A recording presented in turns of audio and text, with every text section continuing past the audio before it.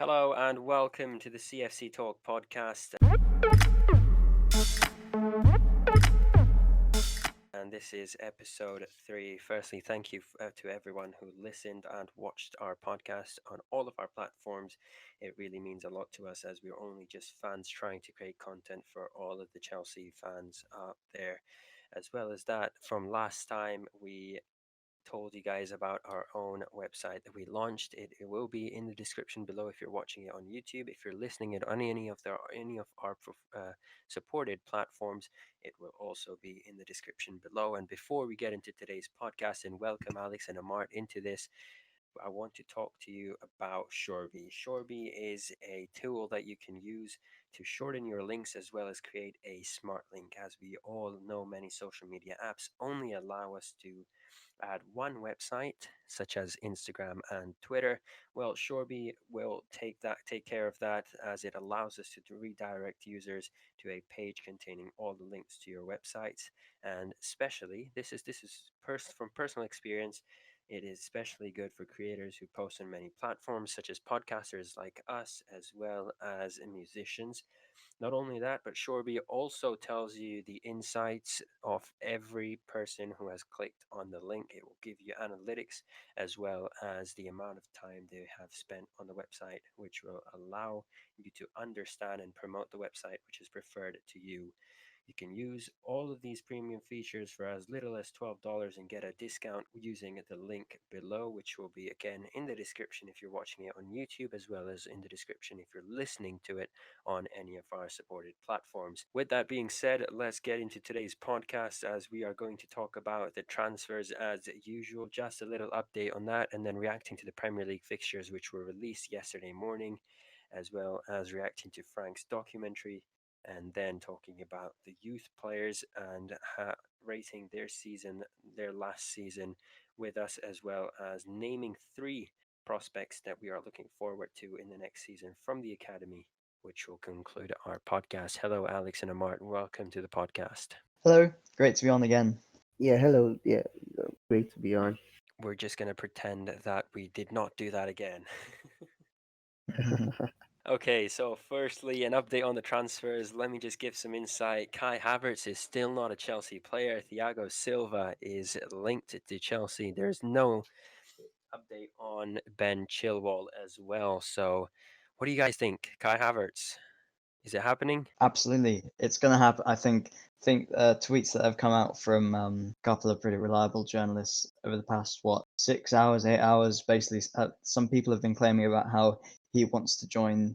Sorry, I think some source close to Sky said that Kai Havertz wants to join Chelsea more than Chelsea actually want him. So, yeah, I absolutely think it's going to happen, and it just needs time. I'd expect him to be a Chelsea player in the next 2 weeks. Absolutely. So, you are looking hopeful. Amart, what do you think? Is it happening or is it just a gimmick? Most definitely, it's definitely happening. It's not a gimmick.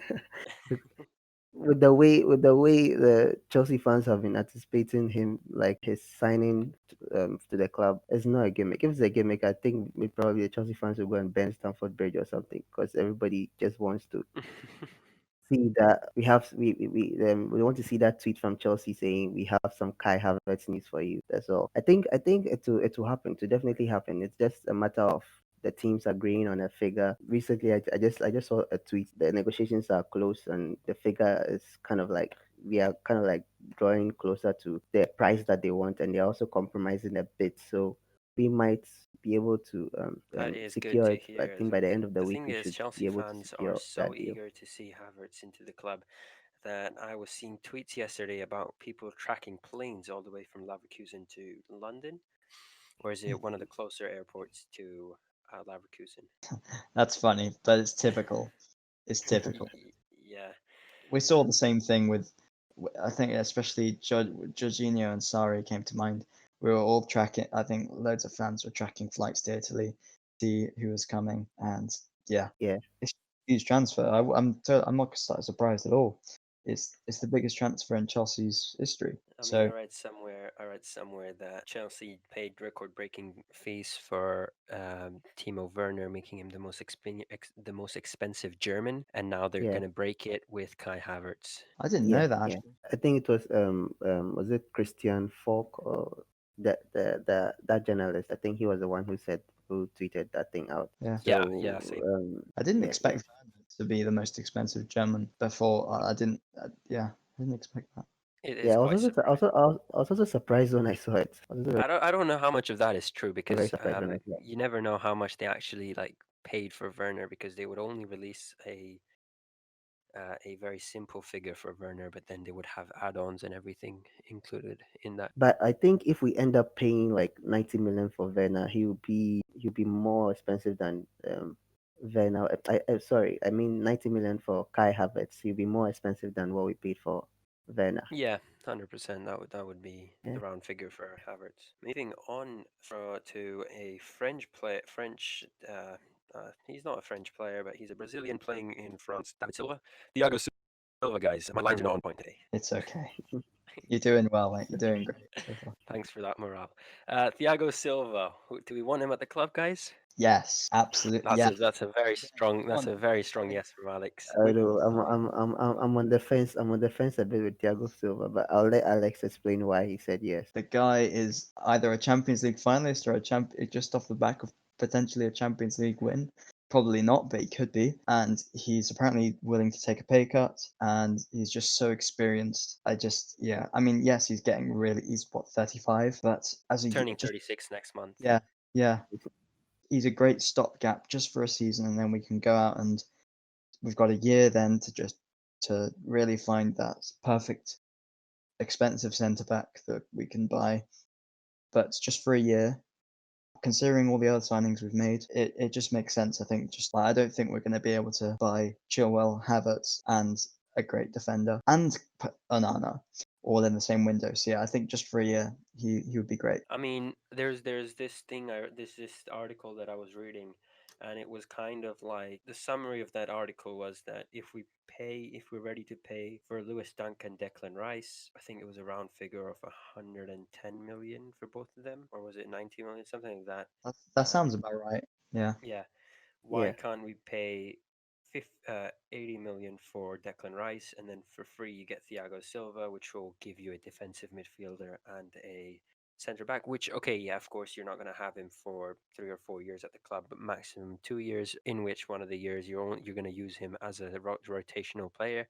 And then for this season, you'll only get him for the sole purpose of just hopefully getting top four this season, or maybe even contending for the Premier League. And then next season buying a experienced center back who would be like one of the best in football. yeah, it makes sense. Like I would take Thiago Silva over Dunk, for example. I don't see Dunk coming. Whilst Dunk is a very very good centre back, I don't see him coming in and just solving all our problems. And then he's just another 40 million kind of not waste, but that money could have been used better. So yeah, Thiago Silva just makes so much sense. I think just we need that experience, and he's experienced in the Champions League. He's playing it. He has played. Yeah, I think he's only one Champions League final, but still, we need some I of that. mean, Champions League experience is always good. As much as I agree with Alex, Amart, I do want to hear your point. I think you weren't as keen on signing Thiago Silva as Amart. Why would you say you don't want to sign Thiago Silva? No, it's not that like I don't want him at Chelsea. It's like it's a yes or no answer from me. Yes, because yeah, he has so much experience and is very very good, and he can definitely organize our defensive line. We need that experience in there. Like I said, we talked about it in the first podcast that we definitely need experience at the back there. But no, for me is because considering his age, we cannot kind of like build a future with Thiago Silva in the defense. Yes, he can solve our problems for us for like a year or two, but when he leaves, he's definitely going to leave a gap in there for us to fill again. So I was just of the view that we should rather fill that gap. We should rather get that solid defender now that we can build a team on for the next 4, 5, 6 years, rather than having somebody who will be a temporary solution. Then when he goes, we are now going to scuffle again and try and find somebody else to come and fill in that position. I look at Thiago Silva in the sense of All right, he's older than most of our players. He's going to retire in the next few years, and he's going to leave football, or at least the top flight of football. But is he better than what we've got right now? And I would look at it and say 100%. Like I Yes, would pick he Thiago is. Silva. He's way better than any of our backline. That's why I'm saying that yes, he brings that. He for me, like I said, it's a yes and no, but he brings that experience that we definitely need in the backline. But again, he's not a permanent solution. He will definitely leave. He will definitely move on. He's over 30 years, so probably he might get 2 years max or probably a year.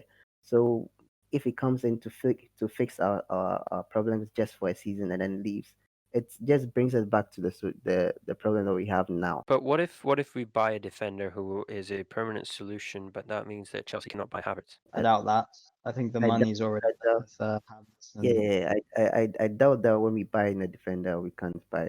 I like think because of the relaxed FFP rules, as long as you have money to spend, then you can spend it, I and I think the I money look is at there. it. So Yeah, I agree with both of your points, but I look at it in a way where if you remember what I said in the first podcast about Chelsea's defense was the commanding, and there's no leader in there. Yes, there's Aspilicueta who's yeah, the captain, but his voice cannot be heard. 10 people won't listen to him, but if there's two or three commanding people in the team, which at the moment we haven't got, as we all know that we use a lot of youngsters at this stage, and even if we don't use a lot of youngsters, most of our signings are at the age of 20 to 25, which is not very they're not very experienced. So Thiago Silva brings that experience in there, and he's gonna make sure that back three or four, whichever Frank Lampard goes with, is going to be solidified, even if Aspilicueta is playing or not playing, because he has experience of, I think, almost, even if he started playing football at the age of 20, he's got 15, 16 years of experience that he can bring into the club, even if it is for 1 year or 2 years. I do agree with that. But plus, he's coming on a free too, so it's kind of Yeah, like so like a bargain for us. exactly. So you use him for 2 years. I would, throwing him out would be a wrong word to use, but is eventually that's what we would be doing. We would be getting Thiago Silva for free and then just throwing him out. Yeah, yeah, the more the more players we can get in with this leadership who have leadership characteristics, the better really.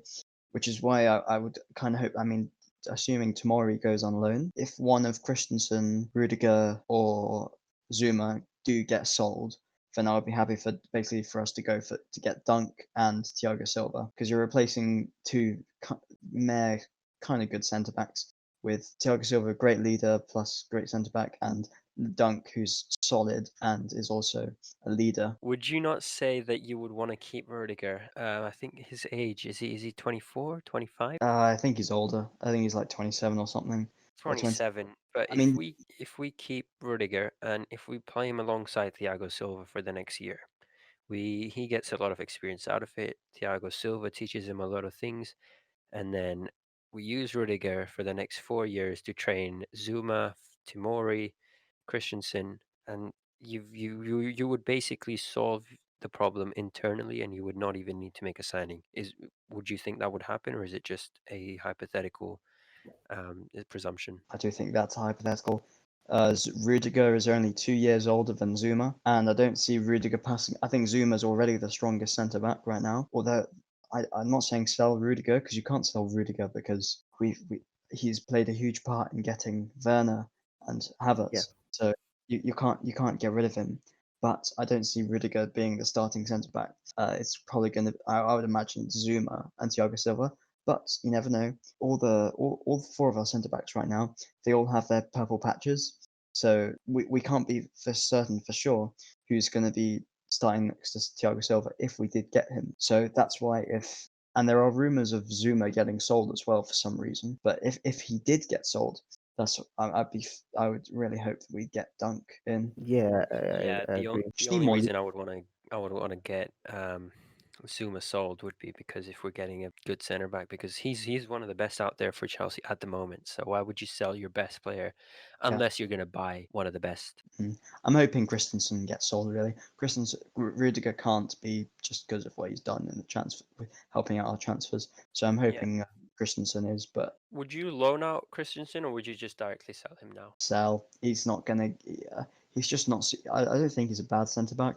he's just really not suited to the Premier League, and he has too many lapses in concentration to be at least in Frank's system where you really need your centre backs on it. I think if he played under Pep, I think he'd do a great job, but just not with Frank. And yeah, he's not gonna get with a loan. He's not gonna get really good physically all of a sudden. So I think it would be better. It would make much more sense to sell than loan. Yeah.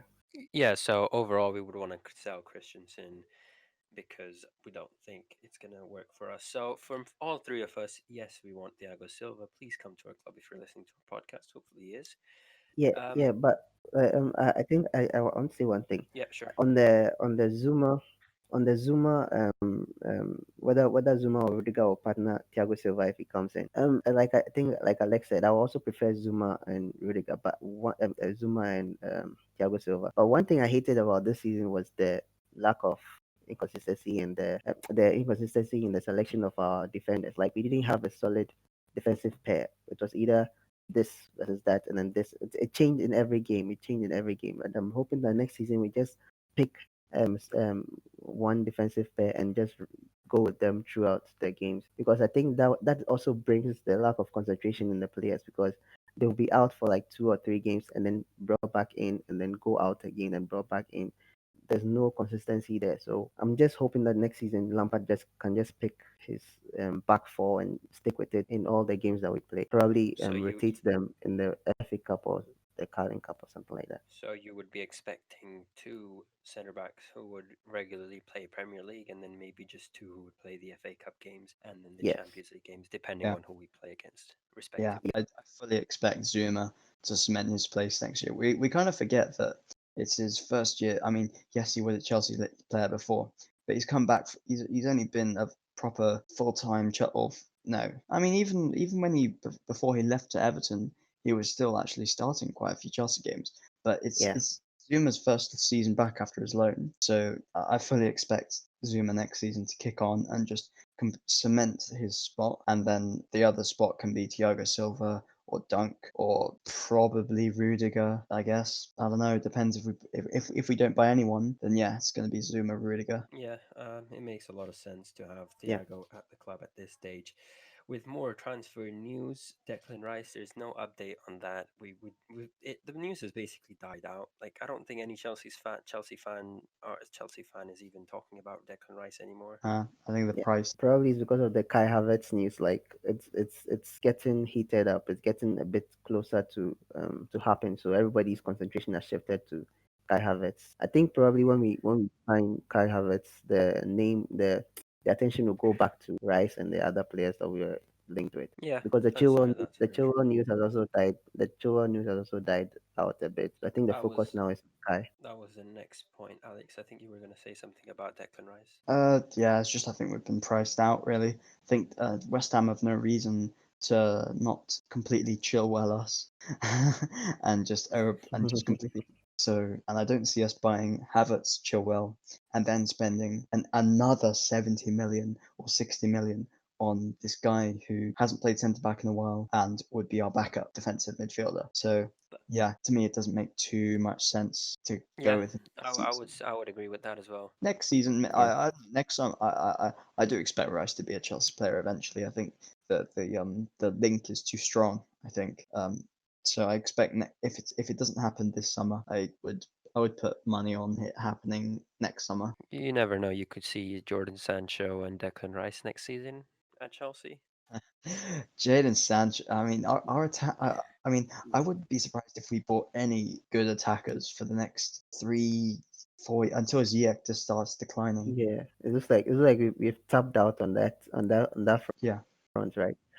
So we our won't attack. see a lot of changes in the front three for a long time now. Now our attack Yeah, is up there. It's yeah. It's just it's amazing. That's it. Really, it's amazing how good and our attack.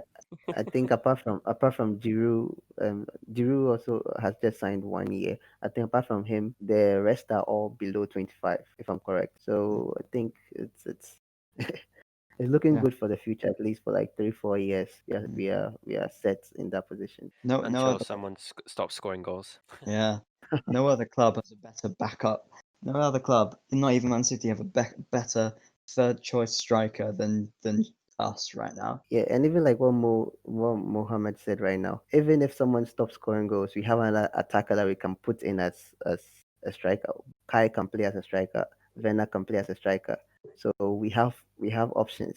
It's like we've bought strikers for every competition. We've got one for the Premier League, Champions League, Carabao Cup, and the FA Cup at this point. Exactly. Exactly. So maybe Golden Boot contenders this season for um, in all of the competitions for all of our strikers. Yeah. Yeah, I'd expect us to score more. Probably, yeah, I'd expect us to be scoring way more. But I also expect us to concede as probably as much. Right now, at least concede as much, or maybe a little bit lower. I think that's all from the transfer news. There's not a lot to talk about from the transfers. I think the only thing that Chelsea fans are concerned about is Kai Havertz at the moment, and I think that would be all for the transfer news. If I'm not wrong, guys. Yeah, I mean, Chilwell. I think Chilwell is still the main target for left back, and that's probably going to happen. Oh, yeah, You never know with Chelsea. Anything can happen. yeah, by Regulon. Yeah. Yeah, he still Regulon has still not said. He kind of said that after they'll sort his future out after Europa League, so we'll see. Yeah, I think I saw a tweet from Simon Phillips this evening. It says Chelsea have confirmed the signing of 18-year centre back Xavier. I don't want to even attempt to sign him on Amba, a Mobiamba, free. or something like Yeah, this. yeah, in Buyamba. Yeah, Like if it was a Ghanaian, I'll pronounce it in Buyamba. Yes. Yeah, the So I Virgil. think he will join the development team, or yeah, you yeah. never know. So You never know. We play with players who are 20 years old. Frank Lampard may just bring him up for one match, maybe against first round in the third round in the FA Cup. I think on the 9th of January. yeah, Maybe we might that's see it. him. That's if he's not loaned back to Barcelona, or maybe loaned out to another team. Yeah, to be honest, we have a history of loaning out younger players as soon as we sign them. Yeah, yeah, exactly. Just to end the transfer debate, if I can remember the question that I was going to ask you guys, it was something along the lines of, let's say, a lot of people are tweeting at the moment saying that Chelsea is ruining football once again, spending so much money on Havertz, Ziyech, Werner, and then probably another few players who will come in. Are we really affecting football, or is it just because we're doing really good business? Because I don't think we've still finished all the money that we got from Hazard, and then plus we're expecting a few players to leave, which we will get a lot of money from. So, what do you guys think? Are we ruining the league, or is it just fine? I don't think we're winning the league. The thing is that the time I joined Chelsea, we were doing that. So for me, my support started when we ruined football in that term that they want to put it. So I think it's a normal thing. Once we have a wealthy owner like Roman Abramovich, it's definitely going to happen. Once we have the opportunity to do it, we are definitely going to ruin the football. I know the people will say we are buying the league or whatever it is, but that's how football is now. If you don't have the money, you can't survive. Newcastle fans were sad recently when they couldn't get a deal to secure the, I think it was the Saudi Arabian Yeah, sheikh or something. Yeah, the Saudi Arabian crown prince. yeah, the Saudi Arabian deal that they didn't get. You see, they were talking about it. They were sad about it, and stuff like that. So I think that's how football is. If you don't have money, you can't survive. So we are doing whatever it is that we can to be able to compete next season. Liverpool spends money. City spends money. We are also spending money now. I don't think we are even close to what United spent last season, or what City has spent over the last three I think two beating seasons. City would be a very, very hard job. Yeah, yeah. So we are not really worrying it, but we are just making smart deals because the players that we bought in are not really that expensive. We didn't buy them at high prices, but we've got solid players. So I think the hate is rather I think they are rather jealous that we got those players at such low prices. We are not really ruining football. I think they're more afraid of the fact that the way that we've done the transfers, because I'm pretty sure when we signed Ziyech, I was surprised myself because I didn't hear a lot of rumors about him, Yeah, which exactly. which was very surprising. And then same with Werner as well. But for Havertz, for some reason, I'm hearing a lot of rumor about, which I'm scared kind of in the form of where other teams could come in and maybe try and get Havertz before us, but I don't think that's going to happen because he wants to join I think, Chelsea. But Alex, your yeah, opinion on us spending so much money? If there's two things. So COVID makes so the whole COVID situation makes highlights our spending a bit more because no one else around us is spending as much. Whereas if we were doing all the spending last summer, I don't think really anyone would be complaining or right. about Chelsea because it's just because no one else is really doing that much or doing that much business. Because we're in such a great financial position, we can. Secondly, it's because the fact that we finished in the Champions League utilizing so many youth players or players that we hadn't actually bought but brought through the academy. Yeah, I think that achievement isn't talked about enough. I think Chelsea fans, of course, know that it's a great achievement, but I don't think the fans outside of Chelsea don't appreciate that enough. The fact that they've got into the Champions League is a huge boost for financially, meaning that we can now go and spend even more money. And I don't think this Havertz deal would be anywhere near as straightforward or as close to is as it is now if we hadn't have qualified for the Champions League. I mean, So yeah, we've got to say that Frank Lampard has come in and did an incredible job yeah, and now with the we have the youngsters that we had. benefits. But they're looking. I would say that you're looking at our transfers this season, but you're not looking at the fact that from the past, I think 2 windows, we were not allowed to spend any money. So we've technically been saving up all the money, and now we're just spending it at once, which Yeah, kind of sounds wrong. But true. there's nothing bad about that. We got 150 million last summer from, or at least from from Hazard and Morata, and we Morata. didn't spend any of it. And then we didn't spend any of that again in January. Plus, so you save the money, and then you've got what Atletico and Real Madrid have given us. So it's really not surprising. I'm not sure why fans are surprised that we're just gonna keep developing all the youth players and then be happy with finishing fourth. That's what I think some fans outside of the club expect us to be. I don't think we've spent the 150 million we got from Morata and Hazard still, even after signing CFCTALK and Werner. And I think hopefully when we sign Havertz, we're going to spend, if I'm not wrong, 130 to 150 million maximum. Yeah, it's pretty good, right? Yeah, It's not bad. yeah. That's really good business, and I think that is why the rival fans are complaining because we are doing such good business, and we are not spending much on the players also. I think the rival teams have Chelsea's rivals have just become retirement homes, as we saw with Willian and I guess Joe Hart. people are also used to Man City and Liverpool just being the untouchable teams. I don't think fans like the fact that we're actually until once we fix the defense with a couple of signings, we're going to be right up there with them. And yeah, Yeah, we'll see. I guess you could say the same with Man United. But yeah, people don't like Chelsea winning the league or fighting for the title. So I mean, a lot of people don't think that Chelsea are going to be contenders for the Premier League next season, or there's no chance of us winning it. But I certainly would put my money and say Chelsea has a very good chance next season, even if we add only THIAGO Silva to our defense, or if we just add Declan Rice instead of no one else. I think we still have a good chance. That attack is unstoppable. Pulisic, Mount, Werner, Ziyech. I can't even remember everyone's name because there are too many. Havertz. Havertz. I Yeah. missed. I missed the most important one.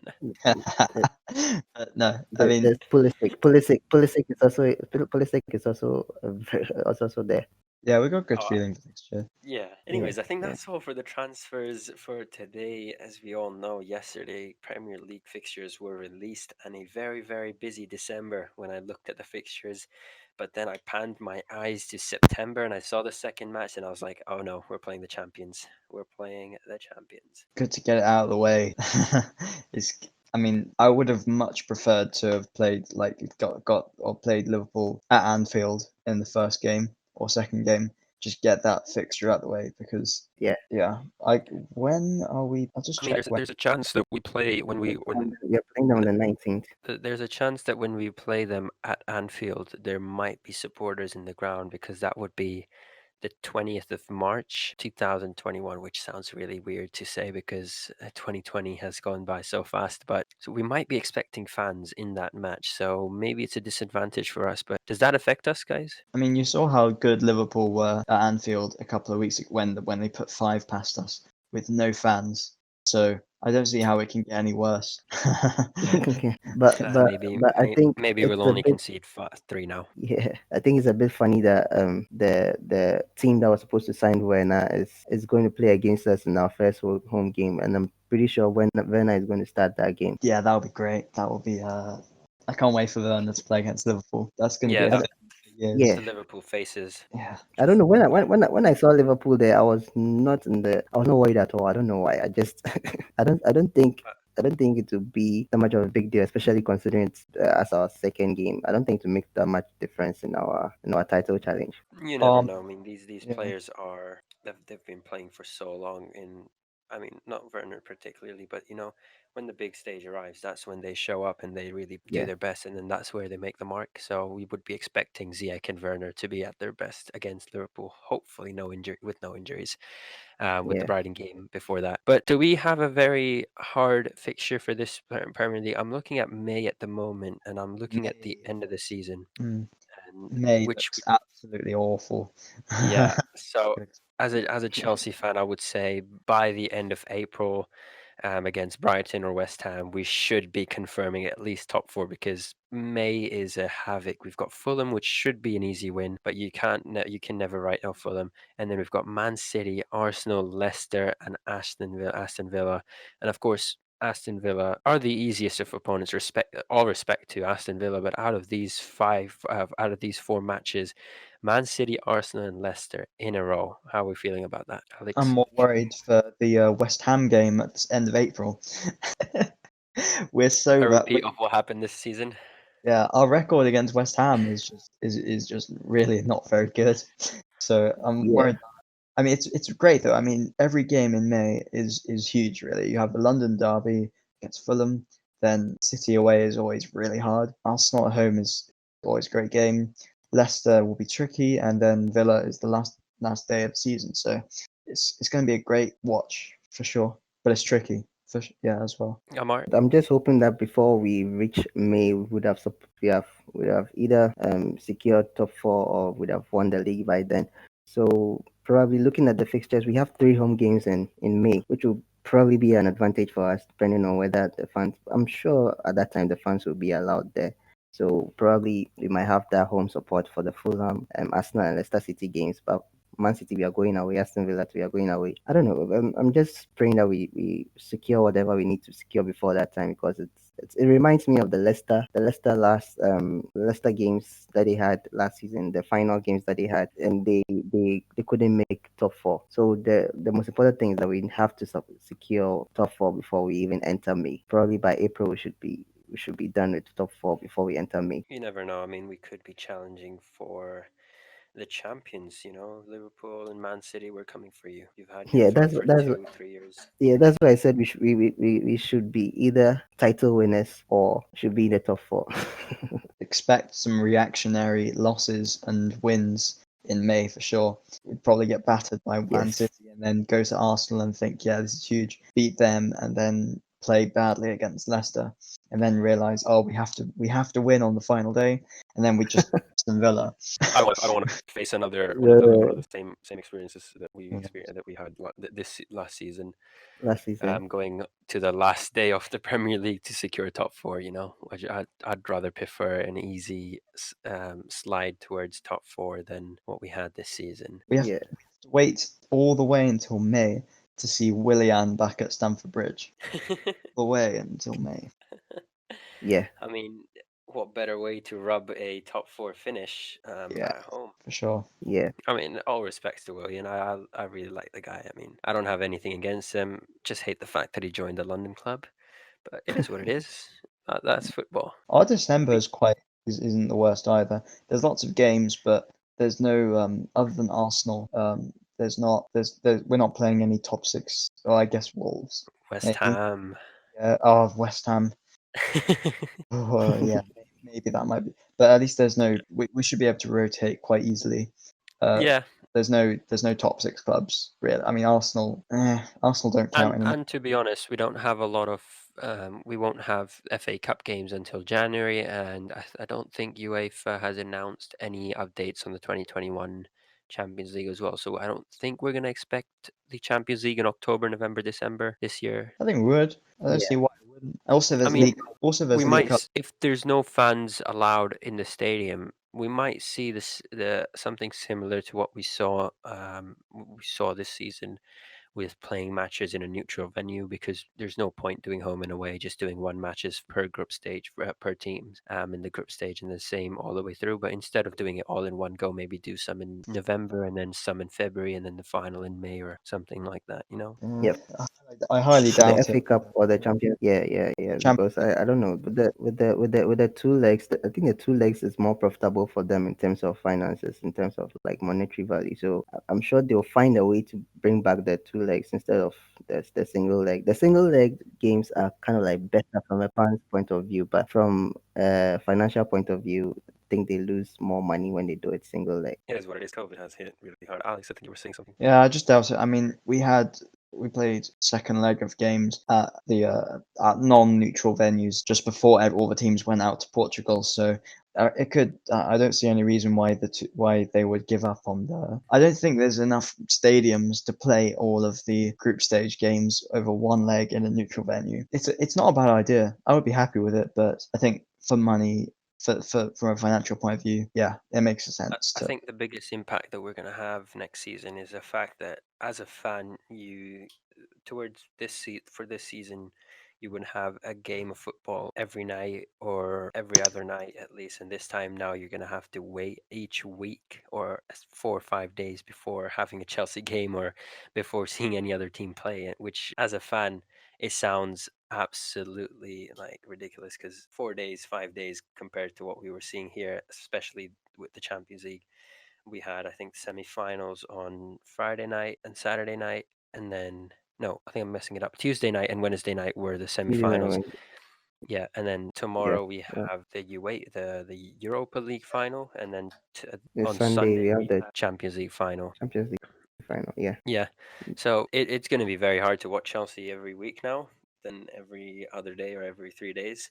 But it is something that we're going to have to deal with. I think we're going to move on to our next topic. Frank's documentary Coming Home. How did you guys like it, Alex? I think you've watched the full documentary. So without any spoilers, even though we know what it will be about, how was it? Really enjoyed it. I mean, it's really well made for sure. It's edited fantastically.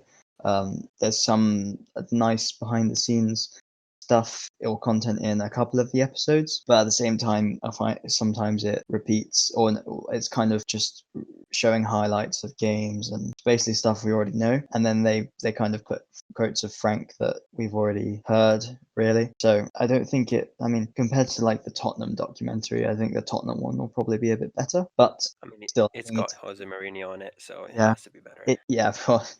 But it's still very well made, and I'm glad they did it. And it was definitely it's a good watch. Amart, I think me and you, we've only watched 2 episodes of it so far. And how would you Yeah. say Frank Lampard is presented? And would you watch the rest of the episodes? Yeah, most definitely. I'm watching the rest of the episodes. The first one, the first episode, I think, was focused on his start, how he started the first loss at United, because as a fan, was horrifying to see again. Yeah, so I think the second one focused mainly on the youth, which made me appreciate the involvement in the youth more, because like the involvement of the youth more in the team, like how important it was to have Jody Morris and Joe Edwards in the coaching staff, because they helped Frank Lampard kind of like integrate the youth into the main team. So yeah, that's the only two I saw, and it got me really really excited for next season. It really did, and made me appreciate last season even more. I think that's what they're trying to sell you. They're trying to sell you the idea of Frank Lampard being at the club for a very long time, and the fact that Chelsea fans will have to accept sometimes that we're not going to win everything, and sometimes that we're going to win something. And one thing that I would touch on so far, I've only watched 2 episodes, but we've not really talked about some of the losses. And I'm not going to say the Man United one, the first one, because yes, that's the first loss of Frank Lampard, and he did reflect on that and he spoke on that on the documentary. But when we're talking about, I think the Liverpool loss was it, and I think one more, I can't remember the team, but they just showed highlights and then just one statement from Frank just saying, oh, we did really well, but we didn't get the end result, which I think every manager does, with all respect to everyone. But would you say they're trying to only show the good side of Lampard and not the bad side, guys? Yeah, yeah. I think the main purpose of the thing is of the documentary is to highlight the positives of his first season as Chelsea manager. So probably that's why they glossed over the defeats, because sometimes there wasn't even any commentary behind any of the defeats or any comments by Lampard after any of it. But when we are going when they are showing any the wins, they kind of like highlight it more, and especially if the youth. With the second one, they focused on the youth, so I think they focused on the ones that the youth players scored goals and the youth players got debuts and did very well. So I think the main thing behind it is positivity. They just want to make sure that they show a positive light on the just ended season. Yeah, Alex, do you think that's the same there, or is it you've got different opinions? Yeah, I think I agree. I think Lampard's trying to paint it in a positive light. He does mention how he's had his bad losses, but I don't think the production team chose to focus on the negatives. They definitely chose to focus on like the Ajax game, the Wolves game. Yeah, basically the positive moments that happened later on in the season. They definitely skip over our our worst moments or our poor moments of the season. But I don't think it's not Frank's fault. I think it's just The the way way. that's presented.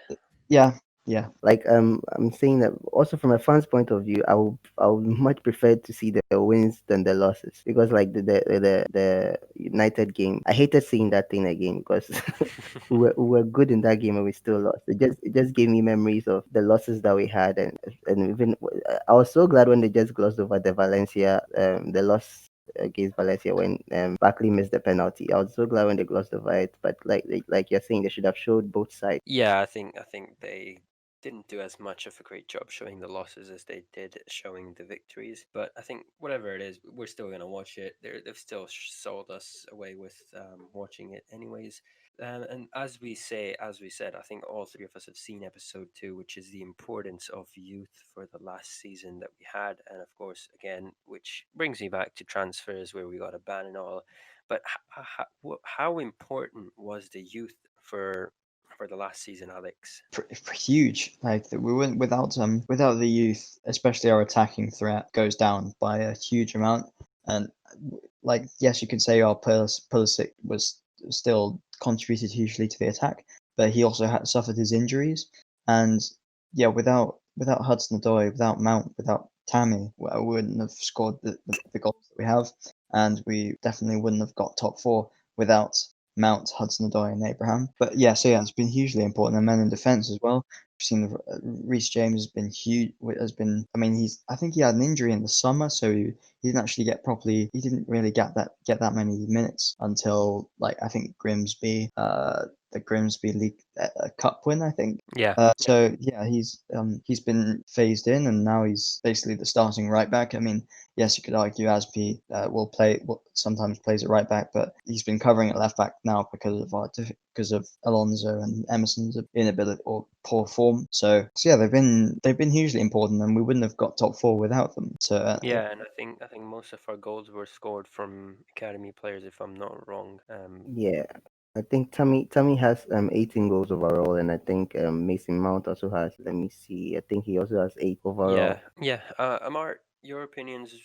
I would guess you would say the same as Alex as well. Yeah, they've been very very important, considering the fact that we. Yes, it's true. Some people will say that we had no option than to use the youth, but yes, using the youth has been very very good for us. Has been very Their involvement was very very important. And like I said earlier, the inclusion of Jody Morris and Joe Edwards in the team also helped in selecting the right players to be used in the first team. So yeah, like Alex said, they without them we're not getting top score. Top four, especially with Tammy's goals. Tammy has scored, I think he scored 15 in the league. Is it right? 15 or 16 in the league. I think 15. So yeah, without his goals, we are not getting top score, the top four. And Mount's performances throughout the game, throughout the season was fantastic. And Some people even think some people even would select him as the player of the season. That shows a lot. That says a lot to have a youth player amongst these experienced players, more advanced players, and he's the one being selected. It means that he had a major impact in the season. So yeah, it's very very important. And without them, yes, like he said, we are not getting top four. I mean, yeah, I would say the same as you guys, but the only point that I would add on to both of your explanations would be that maybe we had to do it. We didn't have a choice, and we had to use youth players. But does that mean now we've got homegrown academy players that will play for us next season for seasons to come? And the fact that they're all at the age of 18 to I think 22, and they will be at the club, and they will become legends like John Terry, Frank Lampard, Drogba, and players like these. And I think there was a new rule passed the other day by the Premier League saying that we need, I think, 8 homegrown players in a squad. I'm gonna have to check that if that is true or not. But if that is true, then I think clubs like Man City and clubs like any club who doesn't use academy players will be in trouble. True. Yeah. Yeah, Uh, that's true. I've not seen that rule, but I'll also check and see. I'll also check and verify. To be fair, it Yeah, doesn't have to be their academy. They can, as long as they've gone to an academy in England. It doesn't like with Man City, for example. I think Stones counts as a homegrown player, even though Homegrown. he didn't Yeah. actually come yeah. I through don't the think there was a rule on it Foden. being from the same team, but I No, think yeah, there was a rule on it that's being yeah. So homegrown. it'd be like Foden, Stones. I can't remember if Delph still plays for them. No, I think they loaned him out or they sold him or something like Yeah. that. He doesn't Uh, play for them anymore. they've just got. I think they've Scott Carson has just joined them as as a third choice goalkeeper. I reckon he probably counts as homegrown. Yeah, he So does. they'll get around it. I mean they have to. So they'll find a way. Yeah, they'll all just sit around the table and just find a way, like they did with that ban. Of course, I'm not over that still. I'm still gonna mention in every podcast. That's gonna be my tagline. I'm gonna start using it as the opening of every podcast. Hello, guys, and welcome to CFC Talk. We're gonna talk about Man City getting banned. Um, anyways, from the academy, 3 players you would say are clinical for us next season, guys. Amart, you can go first. Yeah, the three players, they've all been really good. But like if I were to select, definitely Tommy Abraham, definitely Mason Mount, and definitely Reece James. I think these three are key in all of the academy players that we've used. I think these three players have been key to our successes.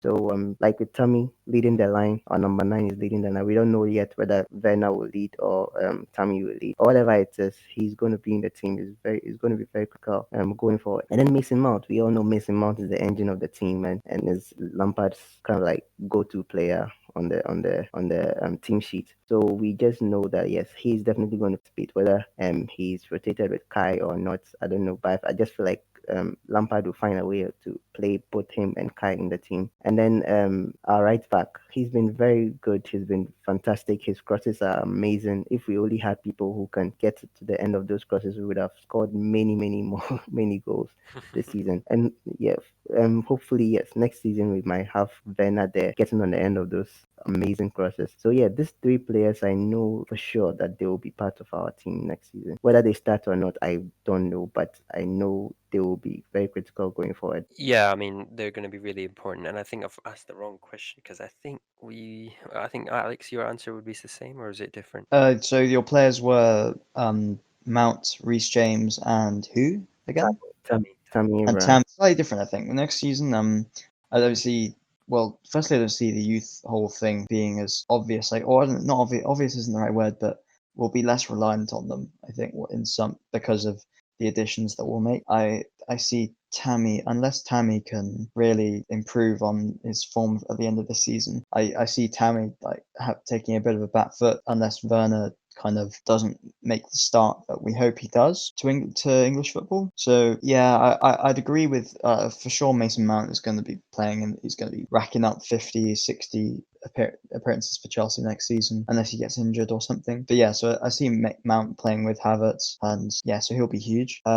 Reece James, I don't see him getting less important to the team. He's only going to get more important, so he's really important. He's also extremely important. And then the third player, I've got to say, it's a huge season for Hudson Odoi, and I hope I'm gonna to be different, mainly because I say Hudson Odoi will be more important than Tammy simply because Tammy is right now he'll be probably our third choice striker, and well, Hudson Odoi technically, I mean, I guess he's just the backup winger right now to Pulisic and Ziyech, but yeah, it's a big season for Hudson Odoi to really kick on because he's Yeah. turning 20. I think he's turning 20. Yeah. So yeah, I predict that he's going to really kick on and just show the league is talent, which he is. He's extremely talented, and it's going to come out, I think. I was also thinking about Hudson Odoi and Ruben Loftus-Cheek, but I was thinking that like because from like for me, I didn't really consider them as like the players that we're talking about because they have had seasons with Chelsea before last season. So I was thinking that the question was more directed as those that were involved last season. Out of those that were involved last season, which ones will we see playing next season? But yeah, Hudson and RLC would definitely be part of the team next season. I think overall, there's four that we can or five that we can actually rely on at the moment. Tammy, Callum Hudson-Odoi, Mason Mount, Reece James, and Fikayo Tomori. I think these five are our key academy players for the next 5 years unless we sell someone. Yeah. In my list, I would say my top three would be Mason Mount. Of course, he's got to be there again, as I think Amart said. He's the engine of the midfield, and he's going to really sit well with Kovacic and Kante or Declan Rice. Hopefully, if we sign him. But yeah, Reece James again, he gets the nod from me as well. As well, like I think if in the next few seasons, it's going to be time to say goodbye to him. And I think at this point, Reece James looks like a possible replacement. And by the time Aspilicueta leaves, Reece James will be a perfect fit candidate in that position for me. But for the third one is something that's really confusing me if I want to go with Tammy Abraham or Callum Hudson-Odoi, because in both of those players' positions, we've got so many options in those positions that it's going to be very hard to see Tammy Abraham and Callum Hudson-Odoi both show up on the field unless it's an FA Cup game or a Carabao Cup game against a lower league team. So yeah, I don't know if I should. I don't know if I can pick between Tammy or Callum. I don't know for a number three spot. So I would just go with top two with Reece James and Mason Mount just to make it easier. Safe. Yeah, Yeah, yeah. I'll fill this position out once the season's over. I think we can come back to this. Yeah, it's tricky. I mean, with all the signings we've got coming in, it's hard to see how the impact that all the youth, all the academy guys are going to make. I'm kind of worried for Loftus-Cheek because he's approaching. I mean, he's 25, 24, 25, and he's not played anywhere near as much as he should. And the opportunities to break into the team are going to get less with Havertz coming in. Well, assuming Havertz comes in. So yeah. Maybe we might see a lot of the youngsters just not have a lot of experience, not have a lot of appearances next season. Just got fumbled there, but I think that does it for this podcast, guys. Do you have anything to say? Not much else, but I hope the next No, no. time we're speaking that we've got some juicy Havertz news to talk about, which I Yeah, expect. yeah.